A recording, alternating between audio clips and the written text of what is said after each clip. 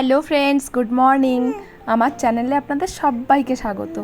তো আজকে না সকালের কাজগুলো খুব তাড়াতাড়ি সারা হয়ে গেছে, আর ওই জন্য তাড়াতাড়ি পুজোও করে নিয়েছি। তারপরে ভাবলাম আজকে লাঞ্চে কি বানানো যায়।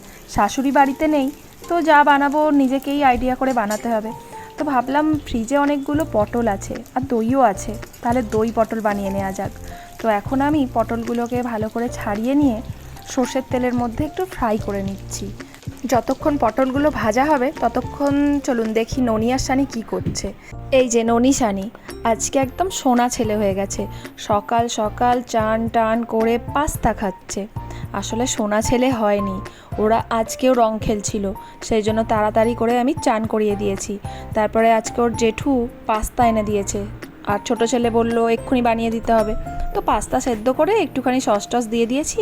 টিভি দেখতে দেখতে ওরা খাচ্ছে।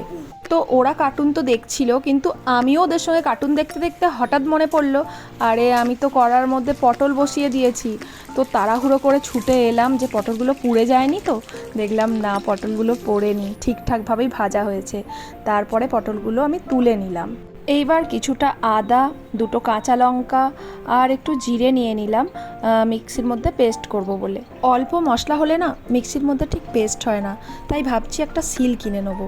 তো যে তেলের মধ্যে আমি পটল ভেজেছিলাম ওই তেলের মধ্যেই সামান্য চিনি দিয়ে দিলাম রঙের জন্য, আর একটু গোটা গরম মশলা আর একটু কালো জিরে দিয়ে দিলাম। দিয়ে একটু নাড়াচাড়া করে যে আদা আর জিরের পেস্টটা বানিয়েছিলাম সেটা দিয়ে ওর মধ্যে হলুদ আর খুব সামান্য পরিমাণে লঙ্কা গুঁড়ো, গোলমরিচ গুঁড়ো, নুন দিয়ে দেবো। তারপরে এর মধ্যে পটলগুলো দিয়ে দেবো, দিয়ে ভালো করে কষিয়ে নেব। এই রান্নাটা কিন্তু সম্পূর্ণ নিরামিষ, এতে পেঁয়াজ রসুন কিছুই লাগবে না।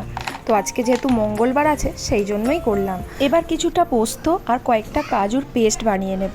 তারপরে এই পটল মশলাটার মধ্যে এই পেস্টটা ঢেলে দেবো। তারপর মশলা থেকে তেল ছাড়া অবধি আমরা অপেক্ষা করতে থাকবো। রান্না করতে করতে দেখলাম আমার পাশের বাড়ির জেঠিমা আমার সঙ্গে গল্প করতে এসছে। ভালোই হলো, এখন শাশুড়িও নেই, জেঠিমা এসছে।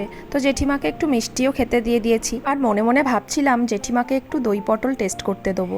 ভাবছিলাম এমনিতে কাকিমাকে আর আমার যাকে টেস্ট করাবো, তো যাকে তো দেবো, আজকে আর কাকিমাকে দেওয়ার দরকার নেই, আজকে জেঠিমাকেই দিয়ে দেবো।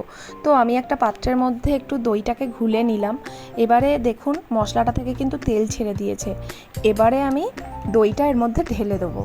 তো রান্না করতে করতে আর ভিডিও করতে করতে জেঠিমার সঙ্গে আমার গল্পও হয়ে যাচ্ছে। এখন আমি সবটাই ব্যালেন্স করতে শিখে গেছি। ও ব্যালেন্স বলতে মনে পড়লো, এর মধ্যে একটু চিনিও দিয়ে দেবো, কেননা যেহেতু টক দই আছে চিনি দিলে টেস্টটা ব্যালেন্স হয়ে যাবে। পাও কথা বলতে বলতে তো আমার দই পটল রেডি হয়ে গেল। মনে হয় কাউকে দিয়ে খাই, যে কাকিমাকে দিই।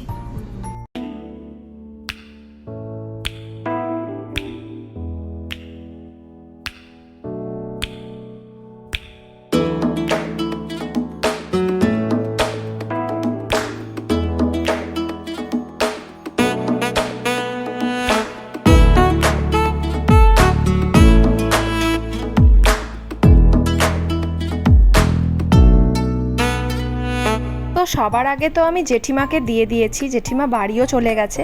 এবার আমি আমার জায়ের জন্য তুলে রেখে আমাদের জন্য ঢাকা দিয়ে রাখলাম। জেঠিমাকে বলেও দিয়েছি যে এটা ভাতের সাথে খাবে, তবেই ভালো লাগে।